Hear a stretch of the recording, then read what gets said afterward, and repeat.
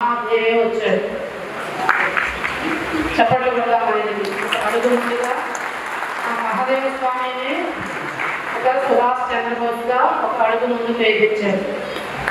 అలా ప్రతి రాష్ట్రంలో భారతదేశం అంతా మనది భారతదేశమేనా అఖండ భారతమా? అఖండ భారత్ కి అఖండ భారత్ కి అఖండ భారత్ కి చేతులు సగం కాదు పూర్తిగా లేవాలి.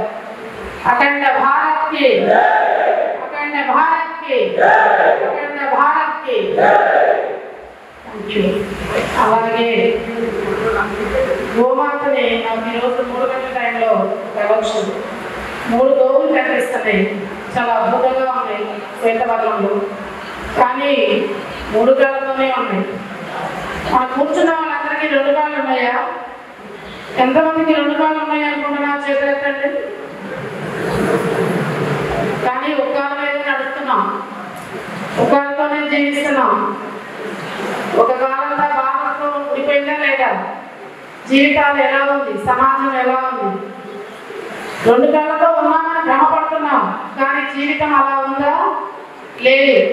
ఎందుకు ఇంతమంది ఎక్కడెక్కడి నుంచో ఇక్కడికి రావాల్సి వచ్చింది? ఇంత బోర్డు పెట్టుకొని ఇంత సమావేశం ఎందుకు జరగాల్సి వచ్చింది? అక్కడ వేరేగూడలో అన్ని వేల మందితో శ్రీ భ్రమరాంబ మల్లికార్జున స్వామి దేవస్థానంలో సనాతన హిందూ జాగృతి మహాసభ ఎందుకు మొదలు పెట్టవలసి వచ్చింది? అక్కడ లక్షల మందితో కైంతవ శంఖానాదం ఎందుకు పూరించాల్సి వచ్చింది? దీనన్నిటికీ సమాధానం మన యొక్క బద్ధకం, సోమరితనం. ఆంగ్లేయుడు కొన్ని లక్షల మందితో వచ్చాడా మన దేశానికి? ఎవరిని చంపుకున్నాం చివరికి? మన చేతితో మనకంటే పొడిపించాడు కదా. ఏమైపోయింది? మన ఋషులు చెప్పిన సనాతన ధర్మం జ్ఞానం అంతా ఏమైపోయింది? ఎందుకు భ్రష్టు పట్టించుకున్నాం? అవునా కాదా? దాని మూలాలు నిద్ర లేవాలంటే అక్కడ చెప్పాడు కదా ధ్యానం గురించి. మనలో ఒక హనుమంతుని శక్తి మేల్కొనాలి అంటే, ఒక రావణ లంక తగలడాలంటే ఎలాంటి శక్తి కావాలి? ప్రతి ఒక్కరిలో ఒక మానవ జన్మ తీసుకున్న ప్రతి ఒక్కరికి ఈరోజు ఒక హనుమంతుని శక్తి కావాలి. ఎలా అవుతుంది?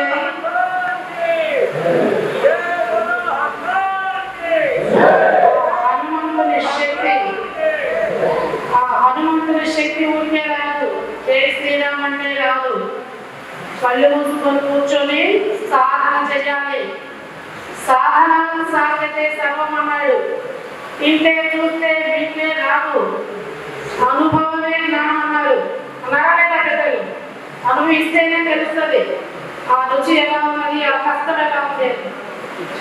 అందరం ఒక 5 నిమిషాలు ఏదైతే ఒక సంకల్పం తీసుకోవడానికి వచ్చామో, నా అఖండ భారత్ గురించి, నా సనాతన ధర్మం గురించి, నా సనాతన పోతే నా లక్ష్యం గురించి. మనందరి లక్ష్యం ఏంటి? ఎంత సఫలమై వీలైతే అంత ఎమర్జెన్సీ టైంలో సనాతన పోతు సఫలీకృతం కావాలా వద్దా? దానికి సంకల్పం ఉండాలి. సంకల్ప శుద్ధి ఉంటేనే ఏదైనా స్థితి కలుగుతుంది. ఒకే ఒక నిమిషం ఇక్కడ కూర్చున్న వాళ్ళు అక్కడే కళ్ళు మూసుకొని కాళ్ళు క్రాస్ చేసుకొని వేళ్ళ కలిపి ఉంచి, ఒక శ్రీరామ శక్తి హనుమంతుడు ఎలా సంపాదించాడో మళ్ళీ లంకకి వెళ్ళటానికి, సముద్రాన్ని లంకించడానికి ఆ హనుమ శక్తికి ప్రేరణ సాధన ఎలా ఉంటుందో దాన్ని ఒక్క నిమిషం అందరం చూద్దాం. దయచేసి అందరూ కళ్ళు మూసేసుకోండి, వేళ్ళ కల్పించండి, కాళ్ళు క్రాస్ చేసుకోండి. ఆ సంకల్పం మాత్రం మహాబలంగా ఉండాలి సుమా. హనుమంతుని యొక్క సముద్ర లంఘనం ఎలా ఉందో అలా ఉండాలి. రావణ కాస్తంగా రావణ లంక ఎలా తగలుతుందో మన సనాతన ధర్మం వెలుగులో మిగతాదంతా భస్మీపటలం కావాలంటే మనం ఒక్క నిమిషం ఆ హనుమంతుని స్మరిస్తూ ఆ సాధన సింబల్ ఎలా ఇచ్చారో మనకి మన యొక్క ఆ సాధనలో ఒక్క నిమిషం కూర్చుందాం అందరూ. దయచేసి అందరూ కళ్ళు మూసుకోండి. ఒక్క నిమిషం అందరూ కళ్ళు మూసేసేయండి. శ్వాస మీద ధ్యాసతో ఉండండి. నీళ్ళలో వేడి కల్పించండి. కాళ్ళు క్రాస్ చేసుకోండి. 22 సంవత్సరాల ధ్యాన సాధనతో 18 సంవత్సరాల ధర్మానికి సంబంధించిన పీఠానికి అక్కడ అఖండ జ్యోతి స్థాపనతో ఉన్నాను కాబట్టి హిమాలయాలకు వెళ్దామనుకున్న నన్ను గురువులు ఆపి అక్కడ పీఠంలో కూర్చోబెట్టి సనాతన ధర్మం గురించి ఆ బ్రహ్మరాంబ శివయ్య సమేతంగా ఈ శివానుగ్రహంతో త్రిశూలంతో 4 సంవత్సరాల నుంచి తెలుగు 2 రాష్ట్రాల్లో తిరుగుతున్నాను. కేవలం ధ్యాన ధర్మ ప్రచారం. దానికోసమే భోజనం కూడా వారానికి 10 రోజులకి. ఇక్కడ ఎంత సృష్టితో ఎంత అద్భుతంగా సాధనా శక్తితో ఒక సంకల్పంతో చేస్తామో అక్కడే ప్రసాదం స్వీకరిస్తాము. ఎలా సాధ్యమవుతుంది? మహర్షులు ఋషులు హిమాలయాల నుంచి ఎంత అద్భుతమైన శక్తిని మనకి ఇస్తున్నారు. ఆ శక్తి అనుకోవాలంటే మన లోపల మనం సదా ఎల్లప్పుడూ సమయం చిక్కినప్పుడల్లా మన బాధ్యతలను మనం నిర్వర్తిస్తూ ఒక్క క్షణమైన ఉదయం సాయంత్రం మన లోపలికి మన ప్రయాణం అంతర్ముఖ సమారాధ్య బహిర్ముఖ సుదుర్లభ. అంతర్ముఖంలోనే ఆ శక్తి మనలో విలీనీకృతం అవుతుంది కాబట్టి అందరూ ఆ శక్తిని తీసుకోవాల్సిందే, సాధన ఉండాల్సిందే. సాధనలో ఈ ధరణిలో సాధ్యం కానిది అంటూ ఏది లేదు కాబట్టి సాధనతో మనం అఖండ భారత సామ్రాజ్యాన్ని భారత ఖండాన్ని మనం సుసస్యానం చేసుకోవాలంటే సనాతన కోర్టు ఎంత ఎమర్జెన్సీని ఎలా ఆవిష్కృతం చేస్తారో అలా ఇప్పటికిప్పుడు అనుజ్ఞ తీసుకోవాలి, శాసనం రావాలి. దేశం నలుమూల నుంచి ఆ ప్రచండ శక్తి వేగాలి, నలుదిశలా వ్యాపించాలి అంటే ఒక్కొక్క మహాదేవుడు ఈరోజు చూపిస్తున్నాడు. రేపు మే 14 చెప్పారు కదా, మే 4 1 కోటి మంది కావాలన్నా 10 కోట్ల మంది రావాలి. గుర్తుపెట్టుకోండి, కోటితో పనులు కావు, కోట్ల పనితో అవుతుంది.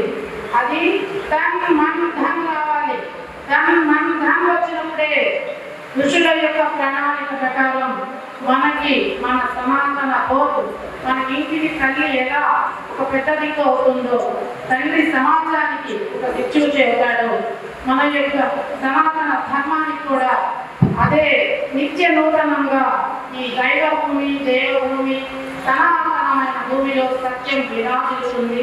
ధర్మం 4 భాగాలలో నడుస్తుంది. ఆ గోవు యొక్క నాకు ముందు హెచ్చరిక 3 కాళ్ళతో ఎంత బాధతో ఉంటుందో మనం ఒక కాళ్ళతో ఎంత బాధతో ఉంటామో అది గ్రహించినప్పుడే మీరు ధనం త్యాగం చేసుకొని ఇక్కడ నుంచి కొన్ని లక్షల మంది ఈ రోజు నుంచి ఈ క్షణం నుంచి సనాతన ధర్మమే మన లక్ష్యం. అది సాధించే వరకు నిద్రపోము అనే లక్ష్యాన్ని శపథాన్ని ప్రతిజ్ఞని తీసుకొని బయలుదేరుగా.